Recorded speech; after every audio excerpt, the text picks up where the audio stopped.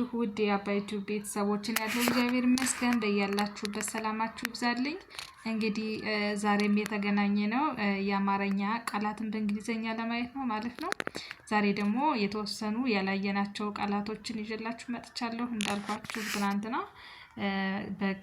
በቤተሰብ እንሰራለን ብያችሁ ነበር። ያው ስላላየናቸው ዛሬ በቀና በቤተሰብ ቃላትን ይዤላችሁ መጥቻለሁ ማለት ነው። እነዚህን ቃላት አብረን እናያለን። አብራችሁን ቆዩ። እንዲሁም በውስጥ መስመር መማማር የምትፈልጉ ካላችሁ ከስር በምናስቀምጠው ስልክ ደውሉ። በተለያዩ አማራጮች እናስተምራለን። በኢሞ፣ በቴሌግራም፣ በዋትስአፕ ደውሉ። እሺ አሁን ወደ ትምህርታችን መሄድ እንችላለን። እንግዲህ መጀመሪያ የምናየው ከመጀመሪያው ጀምረን እንቆጥራለን ማለት ነው። እንግዲህ ልክ እንደ ሁል ጊዜው ከላይ የአማርኛ ቃላትን አስቀምጫለሁ። ከታች ደግሞ በእንግሊዘኛ እንዴት መጻፍ እንዳለባቸው አስቀምጫለሁ ማለት ነው። ይሄን አብረን እናያለን። የመጀመሪያው የምናየው ምን ይላል? የመጀመሪያ ቃላችን ቀለም ነው። ይሄኛው ቀለም የሚለው ነው። ቀለም የሚለውን እዚህ ጋር ሁሌም እንደምናደርገው እያንዳንዱ ፊደሎችን እዚህ ጋር ነጣጥያቸዋለሁ ማለት ነው። ይሄው ቀ ለ ም ከዛ እያንዳንዳቸውን ምን ለማድረግ ነው? እያንዳንዳቸውን በእንግሊዘኛ ለመቀየር ወይንም ለመጻፍ። ስለዚህ ቀለ ማለት ምንድነው የሚያደርገው? ኬ ኢ ነው አይደለ? ኬ ኢ። ስለዚህ ኬ ኢ እንጻፋለን ማለት ነው። ለማለት ደግሞ ምን ብለናል? ኤል ኢ ነው። ም ለማለት ደግሞ ኤም ብቻ ናት። ከዛ ቀለም። እነዚህን አገጣጥመን ስንጽፋቸው በዚህ መሰረት ሲጻፍ ቀለም ቀለም ይሆናል ማለት ነው። እሺ ሁለተኛው ደግሞ ምን ይላል? ቀጠሮ ይላል።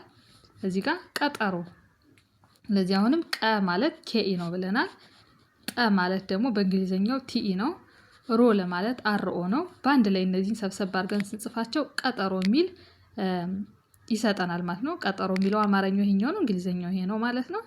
እሺ ሶስተኛው ቃላችን ደግሞ ቀበና ይላል። እዚህ ጋር ቀበና የሚል የአማርኛ ቃል ሰጥቶናል። ይሄንን አሁንም ነጣጥረን እንጽፋቸውና ወደ እንግሊዘኛው ስንሄድ ቀ ለማለት ኬ ኢ ይሆናል። በ ለማለት ቢ ኢ፣ ና ለማለት ኤን ኤ። በስትክክል ሲጻፍ ቀበና በዚህ መልኩ ይጻፋል ማለት ነው። እሺ ቀጣይ የምናየው በላይ በላይ ይላል ማለት ነው። ይሄንን ወደ እንግሊዘኛ ስንቀይረው በ ለማለት ቢኢ፣ ላ ለማለት ኤልኤ፣ ይ ለማለት ዋይ በአንድ ላይ ሲጻፍ በላይ በላይ ይሆናል ማለት ነው እንግሊዘኛው። ከዛ የመጨረሻ የምናየው በለጠ ይላል። በለጠ በአንድ ላይ በለጠ ይላል ማለት ነው። ስለዚህ አሁንም እነዚህን የአማርኛ ፊደሎችን እንነጣጥላለን። በለማለት ቢ ኢ ይሆናል። ለማለት ኤል ኢ፣ ጠ ለማለት ቲ ኢ በአንድ ላይ በለጠ በለጠ የሚለው በዚህ መልኩ ይቀመጣል ማለት ነው። በጣም ጥሩ፣ በጣም አሪፍ። ስለዚህ እንግዲህ ከዚህ ጀምረን የመጀመሪያው ምንድነው? ቀለም ይላል። ለክለሳ ያክል ቀለም የሚለውንም እዚህ ጋር ነጣጥረን ነው የጻፍነው። ቀጠሮ የሚለውንም እዚህ ጋር ነጣጥረን ሁሉንም ለማንበብ እንዲመች ወይንም ለመጻፍ ነጣጥረን አይተናል ማለት ነው። እሺ ውድ ቤተሰቦቼ ቀጥሎ የምናየው ምን ይላል? ቀጠሮ ይላል። ከዛ እዚህ ጋር ቀጠሮ ቀጠሮ የሚል አንድ ቃል ሰጥቶናል፣ ትርጉም ያለው ቃል። ከዛ እንደተለመደው በእንግሊዘኛ ወደ እንግሊዘኛ መጻፍ ወይንም መቀየር አለብን አይደለ? ስለዚህ እያንዳንዳቸውን እዚህ ጋር መበታተን አይደለ? ፊደሎቹን ያው ላጻጻፍ እንዲቀላችሁ ማለት ነው። ዝም ብላችሁ መጻፍም ትችላላችሁ ማለት እንደዚህ። አሁን እናንተ ስትጽፉ አለመበታተን ትችላላችሁ፣ ግን ለእናንተ እንዲቀላችሁ በሚል ነው። እሺ እንደዚህ የነጣጠልኳቸው ቀ ብቻዋን፣ ጠ ብቻዋን፣ ሮ ብቻዋን። ቀ ለማለት ኬኢ፣ ጠ ለማለት ቲኢ፣ ሮ ለማለት አርኦ ይሆናል ማለት ነው። በአንድ ላይ እዚህ ጋር ሲነበብ ምን ይሆናል? ቀጠሮ የሚል አንድ ትርጉም ያለው ቃል ይሰጠናል ማለት ነው። እሺ ቀጥሎ የምናየው ምን ይላል? ቀለም ይላል። ቀለም። አሁንም ቀ ማለት ኬኢ ነው ብለናል። ለማለት ኤል ኢ፣ ም ለማለት ኤም በአንድ ላይ ቀለም የሚል አሁንም አንድ ትርጉም ያለው ቃል ይሆናል ማለት ነው። ቀጥለን የምናየው ባለ 4 ፊደል ቃል ነው። እሺ ባለ 4 ፊደል ቃል ነው። ይሄ እስካሁን ያየናቸው ባለ 3 ፊደል ቃሎች ናቸው አይደለ? ይሄኛው ደግሞ ባለ 4 ፊደል ቃል ነው። ለምን ባለ 4 ተባለ? 1 2 3 4 4 ስለሆኑ አይደል ፊደሎቹ። በር በሬ አይደለ ይላል። በርበሬ መቼም በርበሬ የማያውቅ አይኖርም አይደል? ያው የኢትዮጵያ ምግብ አይደለም። ስለዚህ የኢትዮጵያ ምግብ ሆኖ መቼም በእርግጠኝነት ሁላችሁም እንደምታውቁት ተስፋ አደርጋለሁ። ስለዚህ ይሄ በርበሬ የሚል አንድ ትርጉም ያለው ቃል ነው ማለት ነው። አሁንም እንደተለመደው ይሄንን እንበታትነዋለን ማለት ነው። ፊደሎቹን እንበታትናቸዋለን። በ ለማለት ቢኢ፣ ር ለማለት አር ሳድስ ስለሆነች አር ናት ብለናልና ስለዚህ አር ብቻ ነው የምንወስድ። በ ለማለት ደግሞ ቢኢ ይሆናል።